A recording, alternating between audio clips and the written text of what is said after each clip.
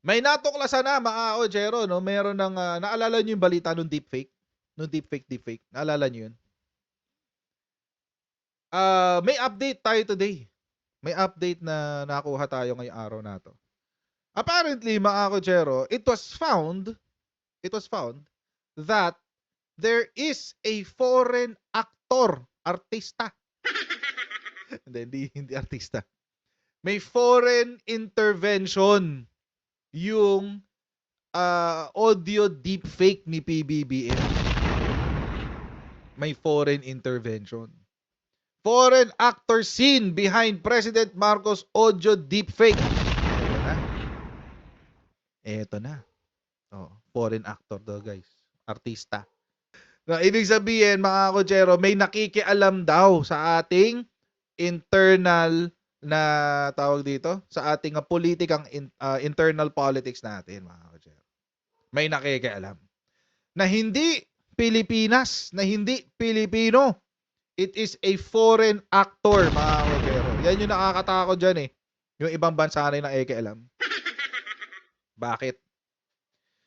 Bakit nakakatakot yan? Kasi mga Kojero, tayo dito sa Pilipinas, walang problema kung mag-away-away tayo, magtalo-talo tayo sa politika, walang problema yan. Kaya tulad yan, yung si Joris, tatanga-tanga, okay lang yun. Pinili niya maging tanga eh, walang problema doon. Pero,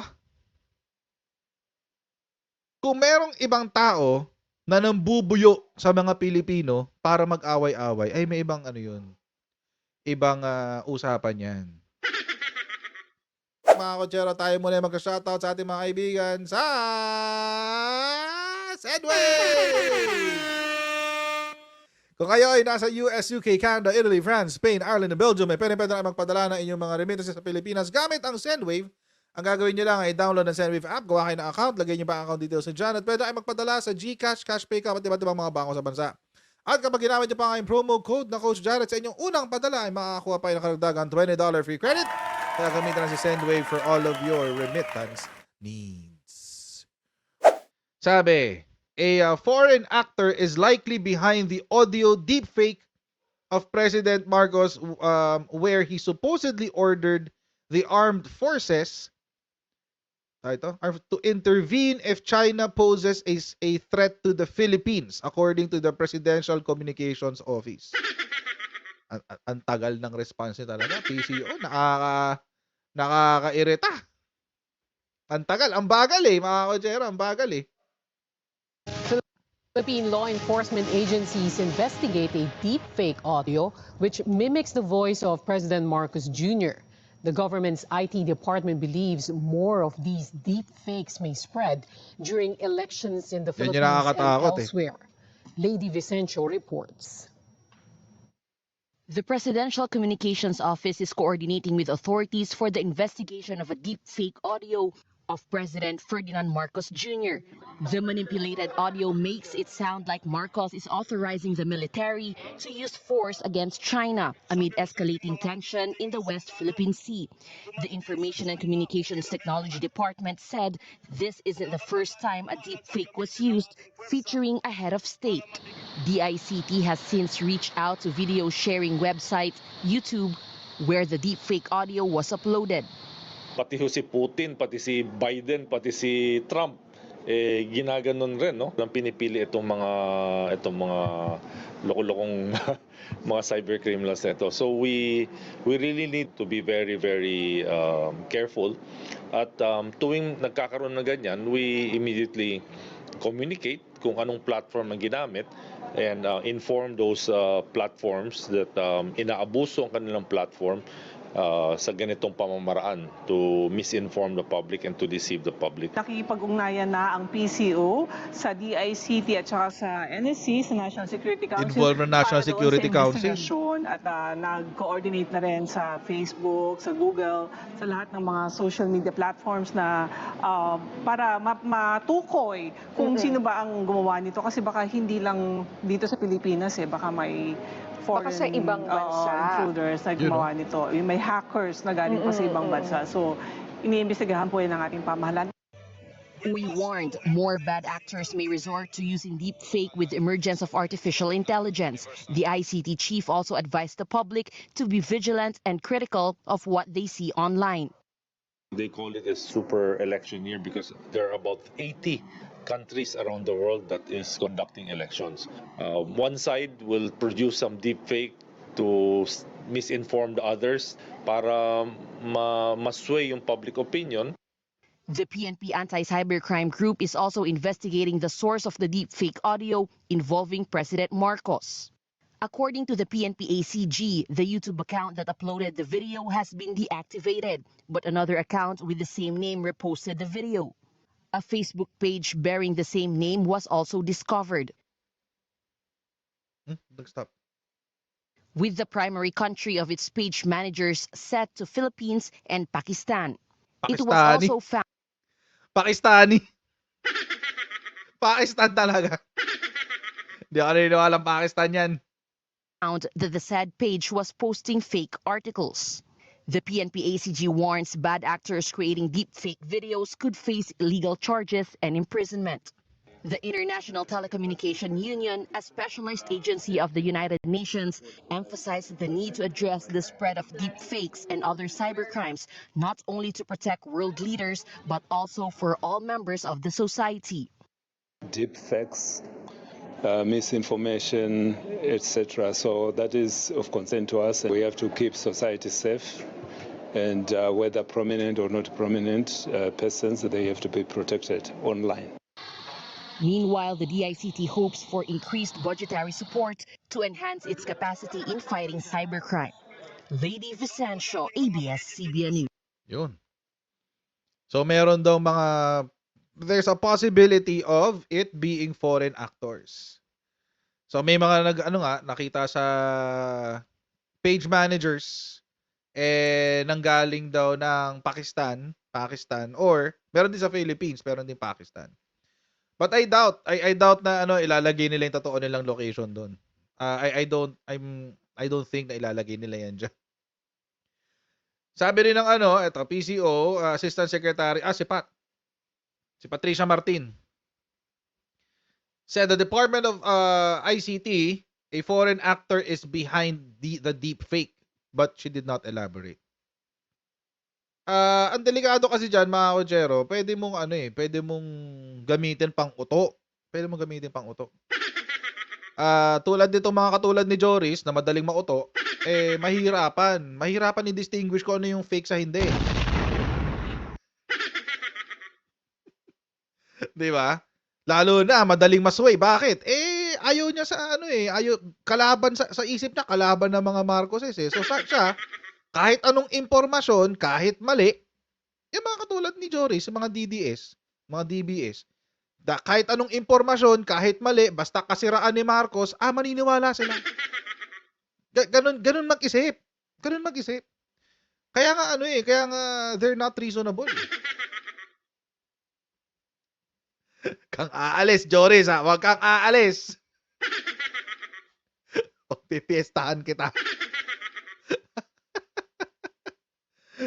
O, di ba pa-drug test ka? Go, pa-drug test ka na bukas. Mukhang kailangan mo. Madali kasing mauto mga Pilipino, lalo na pag may galit. Oo, kahit alam nilang peke, hindi nila papansinin na peke. Basta yun na yun. Hindi nyo na ako makukumbinse. Totoo yan. Parang sa PDEA. Alam natin peke. Pero naniniwala sila doon. Naniniwala si Harry Roque, naniniwala si Malutikia, naniniwala yung mga abogado, who's that guy? Isa pang abogado? Vic Rodriguez. Oh. Naniniwala sila. Bakit? Kasi galit eh. Galit. They'll grasp for straws. Kung ano na lang yun, nandyan. Basta nakakasira. Ikakalat natin yan. Papaniwalaan natin yan. Ikakalat natin yan. Ganun sila mag-isip. May nag-send sa akin ng video tungkol kay Lisa naman. Si Lisa. O isa pa yan. Kung regular kayo ng channel ko, alam nyo na I don't support our First Lady. Hindi ko gusto si Lisa. But etong recent na appearance niya, di ko siya masisisi doon. Kahit di ko siya gusto, wala akong magagawa. Di ko siya gano'n talaga asawa eh. Maski ako pagtatanggol ko yung asawa ko pag binawalang niya. Ito naman may bago. Turkey extraction daw. Inisip ko, wait, Thanksgiving na ba? Turkey extraction? November pa ang Thanksgiving ha? Wait. So ang ano nila, so tinanong ko si Marilu, sabi ko Marilu, anong sinasabi nila tungkol dito? Kasi nagsasalita si Lisa na may mga dokumento daw, kailangan daw ng paasikaso daw ng dokumento, etc. etc. Sabi ko, ano meron doon? As in, nag-send ng screenshot, parang kidnapping yata. Kidnapping. Ano daw, parang naging facilitator daw si Lisa ng kidnapping. Sabi ko, ha? Paano? Kung magbabasihan mo lang yung video mismo, kung magbabasihan mo lang yung video, parang humihingi lang siya ng apostille. Ano ho yung apostille? Basically, an apostille is a document from our DFA, Department of Foreign Affairs, na nagcertify na ang isang dokumento ay lehitimo at pwedeng tanggapin sa korte. Yun kasi yung hinihingi. Yun yung hinihingi yung nilalapit daw para daw maproseso na, etc. Kailangan daw sa court, etc. etc. O di kung kailangan sa court, ang iisipin mo agad, baka apostille kasi foreign court. Baka apostille. Halimbawa, yung birth certificate, papatunayan mo sa korte na ikaw ay anak mo tong mga kasama mo. Hindi mo pwedeng, ayaw kang paalisin kasi nagdududa sila kung totoo ang anak mo. O di pupunta ka ng korte. Pa-file mo papakita mo yung birth certificate mo, may kasamang apostille galing sa DFA natin. Yun. Halimbawa, may asawa kayo. Tapos, ayaw maniwala ng korte kung nasa ang bansa man kayo. Dito, maraming OFWs dito, tsaka maraming nasa abroad. Ayaw maniwala, nakasal kayo nung kasama mo, anong gagawin mo? Ipapa-apostille mo yung iyong marriage certificate. Papa-apostille mo yun. Yung apostille na yun certifies that the document that you are showing the court is a legitimate document. Yun. So parang ako, anong krimen dun? Walang krimen dun. Tapos nung inano ko, sabi, pinagkakalat lang daw ni Marlo ka. Okay, so kaya pala. Kidnapping? It's not kidnapping. Bakit ka magpapaasa-kaso ng apostille or sa DFA at ipapakita mo sa korte kung mangkikidnap ka? Anong katangahan yun? Ipapakita mo sa korte, uy court, makikidnapin ko tong mga taong to Anong katangahan yun? Yun yung ibig kong sabihin mga kutsero, na kapag desperado ka at bulag ka sa galit mo o bulag ka sa pinagsisilbihan mo, idol mo, kahit anong kalokohan na lang, papaniwalaan mo. Kidnapping. Sinong tanga ang magpapaalam sa korte para kumidnap? Bobo naman nun. Yun. May foreign actor daw. At iniimbestigahan na rin ng PNP yung possible source niyan. Kanina lang ito binalita. PNP has possible source of Marcos's deep fake video. So the PNP said on Saturday that it had identified a possible source of a deep fake video of President Ferdinand Marcos Jr. Oh my goodness. Ang bilis ngayon, no? Ang bilis ng tawag dito ng DFA ngayon, no? Ang DFA ng PNP. Imagine na-identify na nila kung sino yung source. Galing, no? Ilang araw lang? 5 araw? Dati wala kang choice. Mag-iintay ka taon. Pero ngayon, andyan na raw. The PNP has begun working with the DICT to investigate the video. The PNP spokesperson, Colonel Jean Fajardo, said on Saturday, "We have identified a possible source behind the deepfake video, but as to the extent of their involvement, that is still the subject of our investigation." So, sabi, the deepfake video featured Marcos allegedly ordering an attack on a foreign country. Ayun lang sabihin China. Ayun nila sabihin China. Sige. Tayo na lang magsabi. Sa China yon, sa China. China yung ano, kumbaga sabi, gerahin na raw yung China, etc. etc. So, alam na nila yung source. But alam nyo mga kotsero, ako I would think that etong si deepfake is actually, I would think this is actually from China. Mm. Mas naniniwala ako na kay China nang galing tong deepfake. Bakit? Kasi mga kotsero, number one, si China has been involved in influence operations matagal na. Matagal na. Research nyo, i-google nyo, United Front Work. Yan. Google nyo yan. United Front Work China. Yun yung keyword nyo ha. Google nyo, hanapin nyo. United Front Work China. Sila yung gumagawa ng propaganda operations ng China kahit saang lugar. Sila yon. United Front Work of China.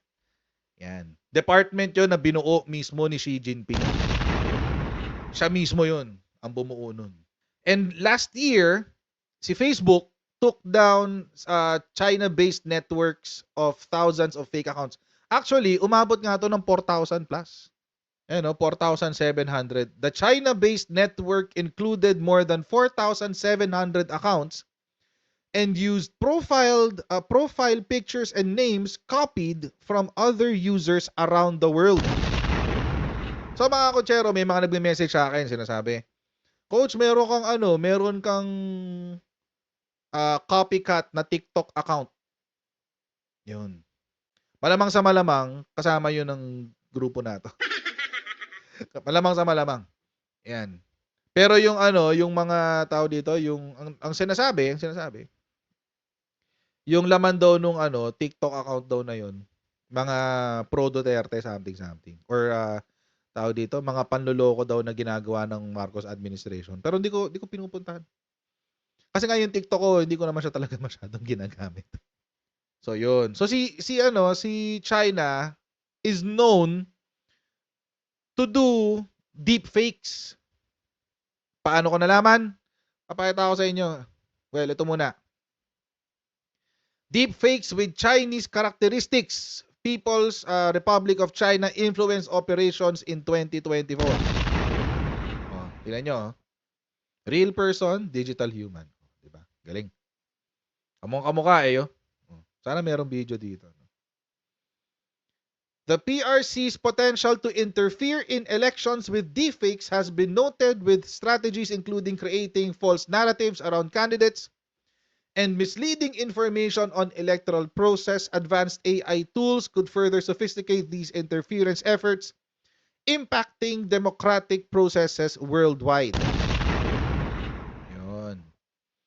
Beijing appears to have a dual stance on deepfakes, strictly regulating domestically due to potential socio-economic and security threats, coupled with an ambition to leverage them for international influence operations. Sample ng ginawa na ng China. Ito proven na to na China talaga ang gumawa. Elections ng Taiwan. Itong recent elections. Panoorin natin to. In Taiwan's election campaign, voters can't always believe their eyes. That's presidential candidate William Lai. His Democratic Progressive Party, or DPP, rejects Beijing and wants closer ties with the West. But in this YouTube video, Lai praises the pro-China opposition, claiming they represent Taiwan's mainstream view.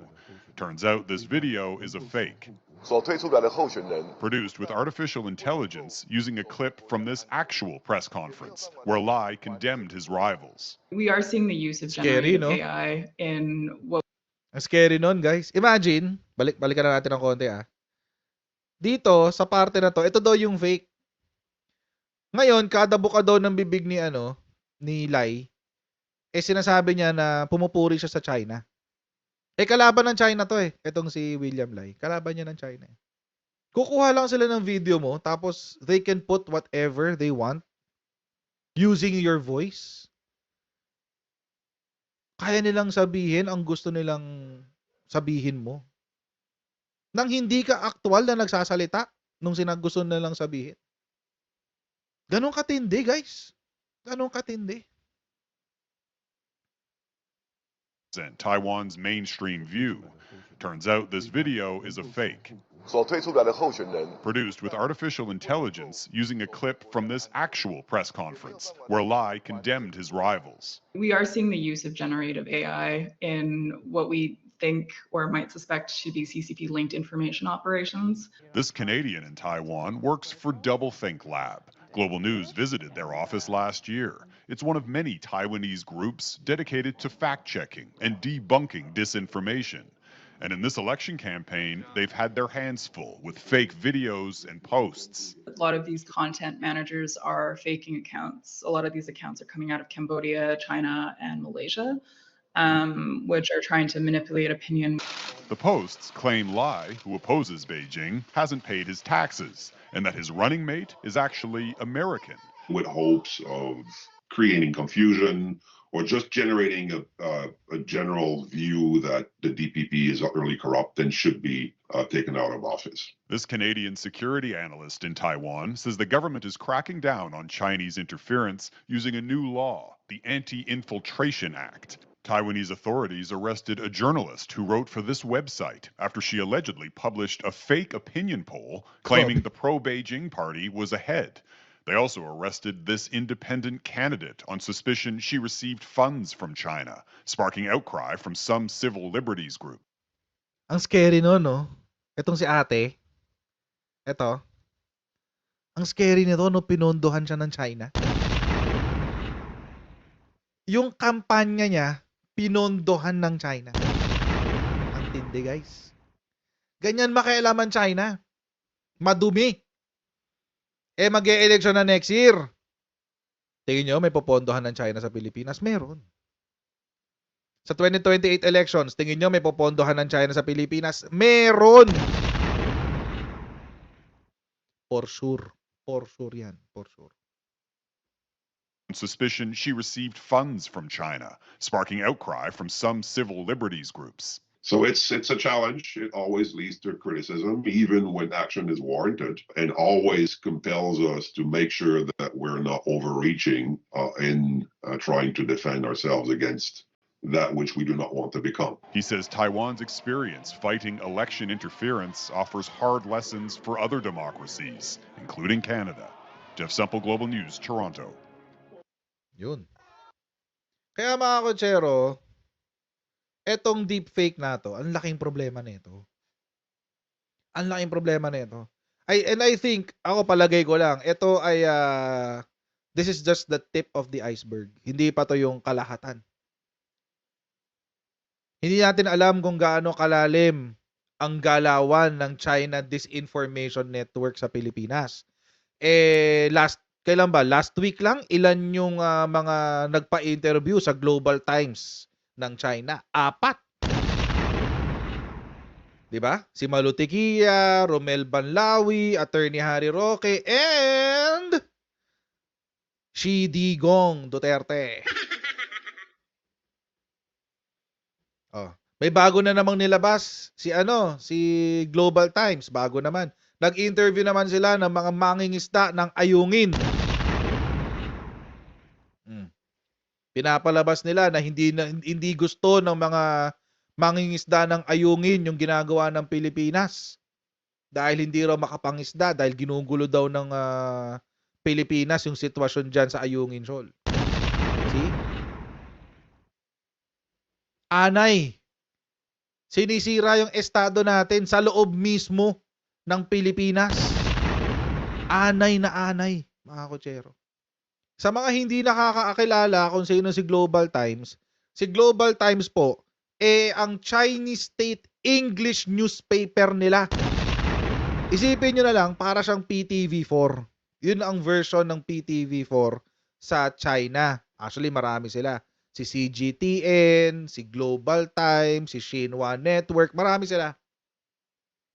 At sino nagpapapasok sa kanila? Di yung partido ni Digong. Partido ni Digong. Nagpapasok sa kanila. Bakit? Sila yung mga in-interview eh. Wala namang iba eh. Sino lang ba ang kaibigan ni Xi Jinping sa Pilipinas? Di ba si Digong? Sino lang ba may gentleman's agreement sa sa West Philippines Sea? Di ba si Digong? Hanggang ngayon nga sinasabi pa rin 'yun. So in as far as the propaganda of the Chinese Communist Party, right now nananalo sila sa propaganda. Bakit? Kasi merong mga modern makapili dito sa bansa natin. Pinili nila si China kaysa suportahan ang Pilipinas. So mga kotsero, if I were you, I'd be very careful. Mag-iingat ako ng sobra-sobra. Kung kanino ako maniniwala, kung kanino ako makikinig. Kung ano yung napapanood natin, dapat siguruhin natin na lehitimo. Kaya nga mga kotsero, di ba paulit-ulit kung sinasabi sa inyo.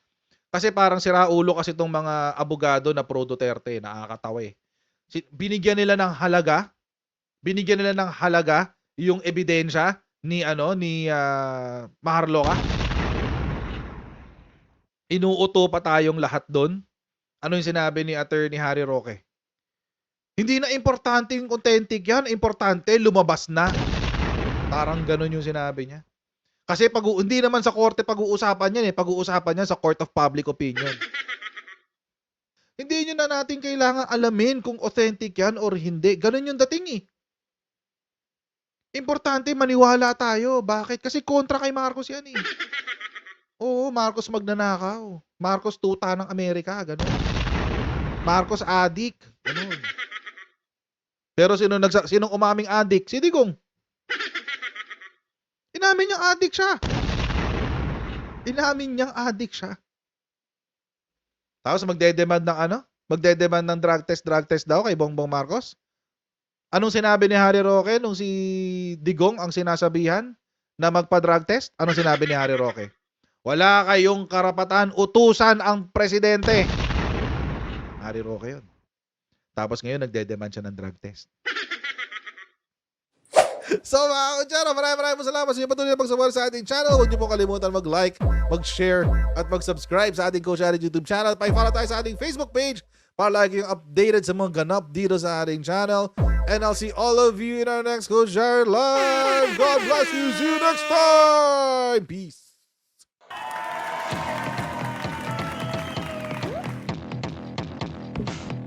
Pag ganun, huwag natin gawing tanga mga Pilipino.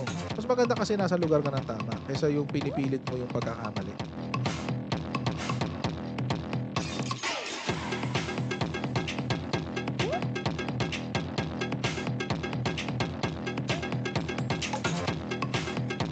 Are they willing to go that far? Hindi makakalimutan ng Pilipino yan hanggat di nasasagot niya.